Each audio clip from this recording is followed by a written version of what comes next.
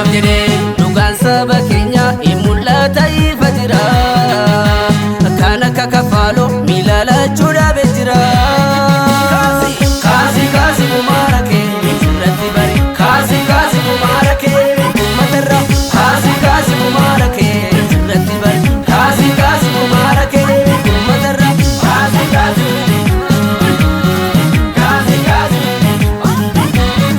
midhaba saba kana isa bara dhibba kaleessa nutti himtee nu gochifnee gurba. Har'a maaltu galee maaf afaan qabattu moo dhugaa sabaatiin kumaara taphattu. Silaa gootan beektu maal goota barbaadda basaastee fixattee michoomuu barbaadda. Lubbuun jaalleen kiyya kan bilisummaa baate daldalaa siyaasaaf galii dhuunfaa taate.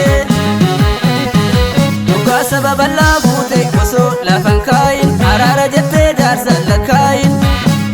Isa dhaqxe jaaloo gaara tol baate nama beeknu miti nama biraa taate. Afaan qofaan faarsuun himtaatu waraara. Faashinni siyaasa barana Oromaara aboo kaas kumaara. Kaasi kaasi kumaara kee irratti bari. Kaasi kaasi kumaara kee matarra. Cabbiin jilee jechuu jilee dhimmoo cabbi namarraa fokkisaa dhiisaa dhugaa rabbi. Diina daangaa cabsee ilmaan keenya nyaatee fixuuf nu jalatti ciniinnachaa jiru kunoo hangarraatti. Afaan qofaan faarsuun himtaatu waraara. Faashinni siyaasa barana Oromaara aboo kaas kumaara. Kaasi kaasi kumaara kee irratti bari. Kaasi kaasi kumaara kee matarra. Kaasi kaasi kumaara kee irratti bari. Kaasi kaasi kumaara kee. Kaasi kaasi kaasi. Kaasi kaasi. Isa keessa beekuuf lolli tapha sanyaa bishee garba. Marii kaamaroo kee maroo marii saba. Isa keessa beekuuf silaa lolli tapha. Isa gimbi isa beeki kan boojii birmaji biyya baaroo tumsa kan guddinaa tumsa. Isa najjo isa mandi kan qeellam wallagga kan du'e badee malee kan jiru wal arga. Bosonni manaaree kaayyoof jichee malee rabbitti isaan tiksee milkiin isaan galche. Sanyii waaqoo guutu Oromoodhaaf duule Oromoodhaaf du'e. Sanyii Adam Diloo Oromoodhaaf duule.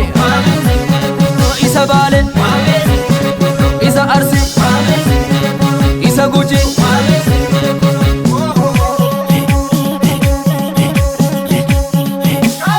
Kaasi kaasi kumaara kee irratti bari. Kaasi kaasi kumaara kee matarra.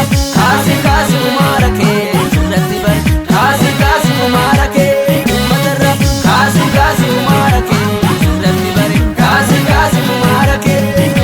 Lammiin baratee gaaffii mirgaa gaafate sanyii taadee birru dal sanyii fi bobbaan gollichatu biife kan salaale.